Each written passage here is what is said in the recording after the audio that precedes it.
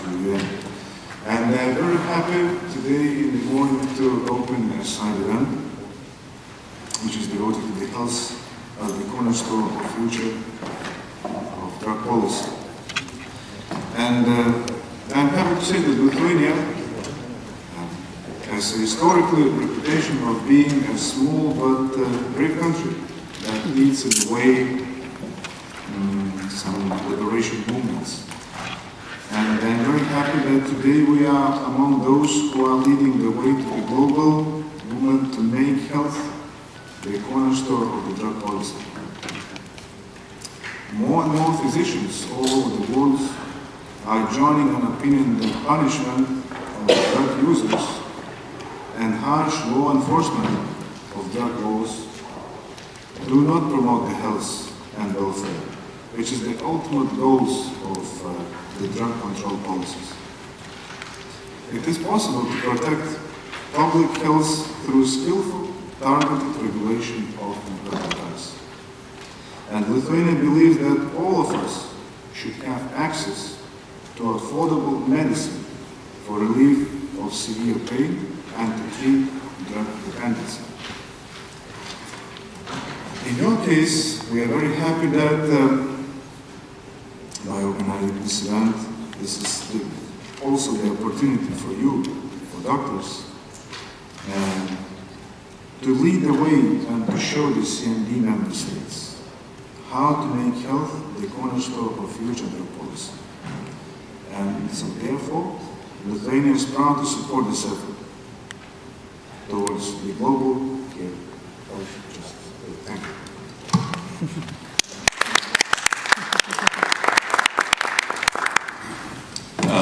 Thank you very much. First of all, I'd like to say how proud we are to be here and to have the support of Lithuania, without whom it's would not have been possible. I'd like to just start off by saying that collaboration between doctors working in palliative care and doctors working in harm reduction is something that seems obvious, really, but hasn't really happened. But after all, finally, doctors are here to relieve suffering, and doctors on both sides can do exactly that. I just want to quickly say a piece of business that Lithuania has kindly provided tea, coffee, and pastries, which will be available after the event. I think what I'd like to do is have each speaker speak for about 15 minutes, and then maybe one or two questions to that speaker, and then at the end, reserve about 8 or 9 minutes for questions and answers to the panel generally. So, without further ado, I'd like to introduce Dr. Juan T. Hai Quat from Vietnam, who is a medical doctor and the founder and executive director of the Center for Supporting Community Development Initiatives. This is a Vietnamese non-government organization whose mission is to improve the life of vulnerable populations through community empowerment and the creation of an enabling environment. SCDI serves sex workers, drug users, people living with HIV, their spouses and children, as well as men who have sex with men and transgender people. Dr. Owen has advocated for harm reduction and other effective rights-based treatment of drug users in Vietnam since 2003. During this time, Vietnam has legalized harm reduction programs and moved from mandatory rehabilitation to a more voluntary treatment system for drug users. Dr. Owen is the chair of the Vietnam Civil Society Partnership Platform on AIDS and chair of Council of Representatives of the Asia Pacific Coalition of AIDS Service Organizations. In 2009, the World Economic Forum designated her as a young global leader in recognition of her professional accomplishments and her contribution to important global issues. Thank you, Sebastian. Good morning, everyone. It's my pleasure to be here with you, and thank you very much for coming in the early morning for this session. I am going to go through very, very quickly about some of the key issues on harm reduction, and then share with you some of my personal experience. So there's a different definition of harm reduction, but we can say that harm reduction's ultimate goal is to keep people safe, healthy, and out of prison. So there's a wide range of services that can be referred to harm reduction, including needle and syringe program, substitution treatment therapy, but also policy reform and drug treatment and overdose response, community development, etc. So why harm reduction? We all know that drug use can bring about serious health consequences. According to the World Drug Report, there's 1.2 injecting drug users in the world that have HIV in 2011, and 60% of injecting drug users have hepatitis C. The World Drug Report also called that there's 211,000 drug-related deaths in 2011. And we, as a doctor, believe that this number is underestimated. And sadly, most of these deaths are preventable. So the other reason is that we all know that drug dependence is a complex chronic condition and without a quick fix. It is not the failure of the person. It is a complete mix of many factors, including biological factor and environmental factor, including the gene what people was born with, including the family where they grow up, the community where they grow up, including the fact that the drugs available around them and sometimes it's cheap, including the brain mechanism in interacting with drugs and the environment, etc. And as a doctor, we know that it's a health condition and it is not easy to treat dependence, drug dependence. And we also know that harm reduction is effective in protecting health and also not lead to increase of drug use. If you look at the World Drug Report of 2013, you will see that as the number of the country support harm reduction increase, we reduce the number of injecting drug users that have HIV. But at the same time, the number of injecting drug users globally also decreased, despite the fact that opioids become more available.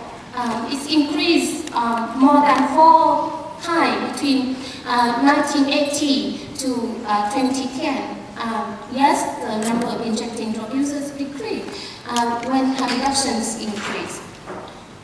I just want to share with you this number from my country, Vietnam.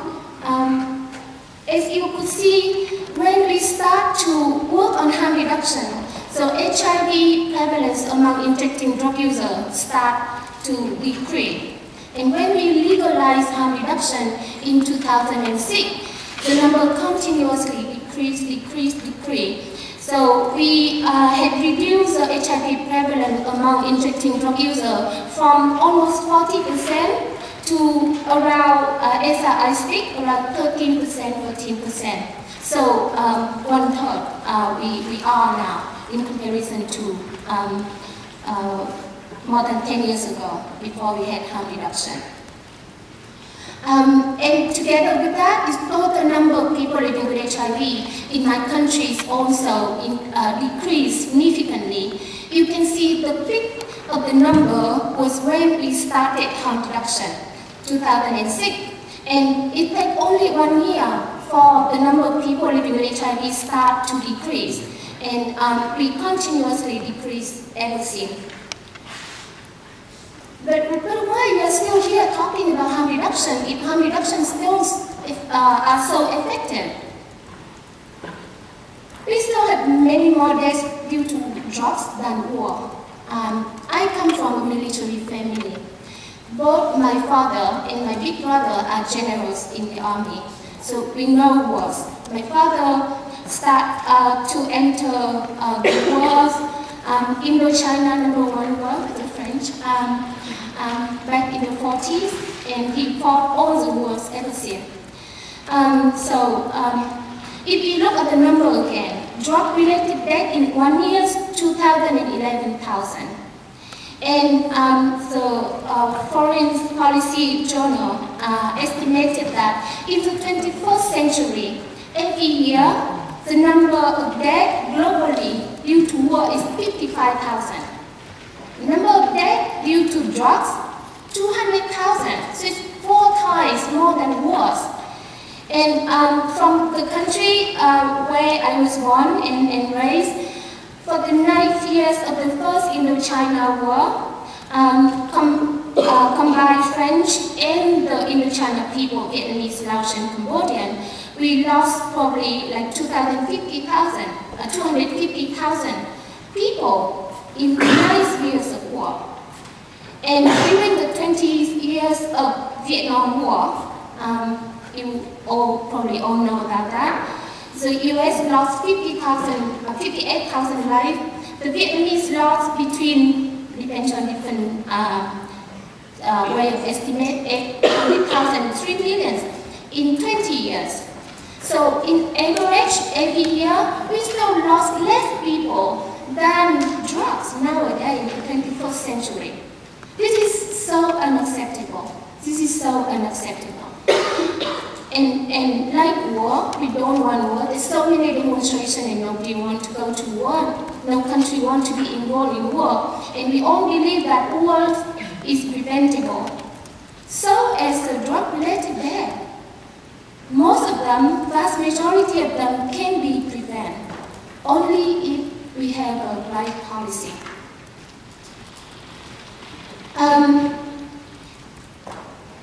There's so many deaths because there's still not many countries go to the full length for harm reduction.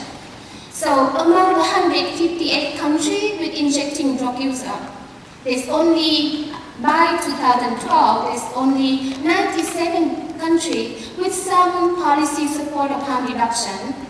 And the policy doesn't always go with the program. Only 86 countries with some needle and syringe program. Why I say some? Because in some countries, if you take all the needle and syringe divided by the number of drug users, in some countries there's only 0.1 syringe per injecting drug user per year. It is so far from what is recommended, is 200 syringe and needle per year per drug user. And also, the number of the country with the substitution therapy even less, only 77 countries. And the coverage in these countries, in some of the countries are also very low, like 1%, when what we need is 60%. So national policy, sadly, still the main obstacle. And so there's no policy support, but also there's serious lack of funding for harm reduction. This is the number I just want you to pay attention to. Australia is considered as one of the very, very progressive country on harm reduction. Yes, the budget for law enforcement is 33 times more than for harm reduction. But they're still not so bad in comparison to the US or to many other countries. Just look at the statistic. Me as a person, I was trained in a medical school in one of the best medical schools in the country. My parents was very proud. And I worked in a hospital and I worked in medical school. But I had made the decision to leave medical practice to work in policy advocacy. It was such a difficult decision. My family was so disappointed. And even me, I still, until today, sometimes I feel the feeling of tingling on my fingertip. Because I work in an outpatient clinic and every day I touch so many patients. And now I'm not touching patients anymore, I'm not doing examination anymore, and the sensation is still here. There's that craving. And as I speak now, I feel like shivering because I miss the patient. Anyhow, I made that decision because of what I see, and also because I'm a mother. Here are my boys. I have 2 sons. Sometimes I was terrified by the thought that one of my sons might one day use illicit drug. And my fear is not because of the fact that he used drug.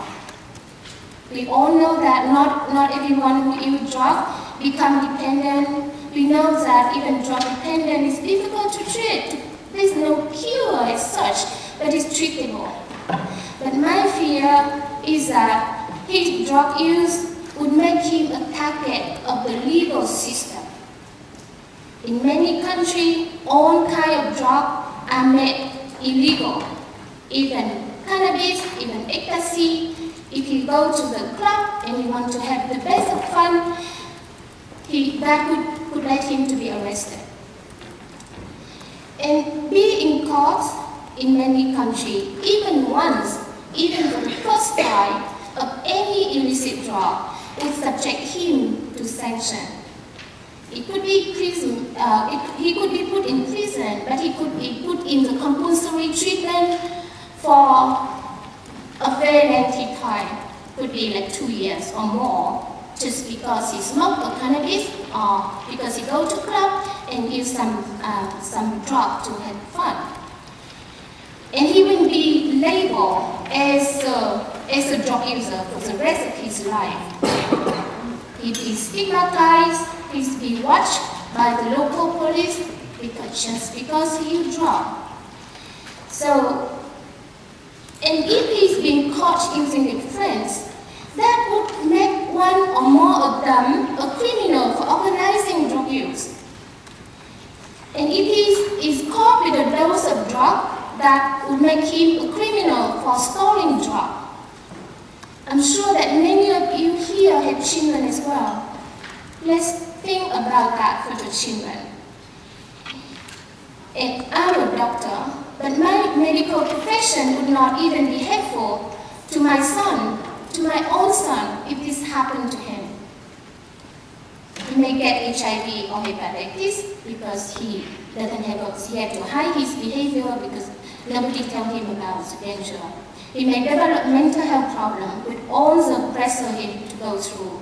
He may have an overdose and not be rescued because it's still illegal in many countries for a non-medical person to inject a life-saving medicine for a person with overdose. His life may be totally ruined just because he used one dose of drug. So I trade medical practice for policy advocacy because as a doctors, we try our best to save life. And as a doctor, we can only save life one by one. But a bad policy can kill massive, while a good policy